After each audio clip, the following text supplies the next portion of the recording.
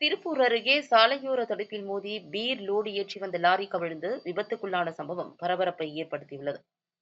செங்கல்பட்டில் உள்ள பீர் நிறுவனத்திலிருந்து கோவையில் சப்ளை செய்வதற்காக பீர் பாட்டில்களை ஏற்றி வந்த லாரி ஈரோடு செங்கப்பள்ளி வழியாக கோவை சேலம் தேசிய நெடுஞ்சாலையில் வந்து கொண்டிருந்தது.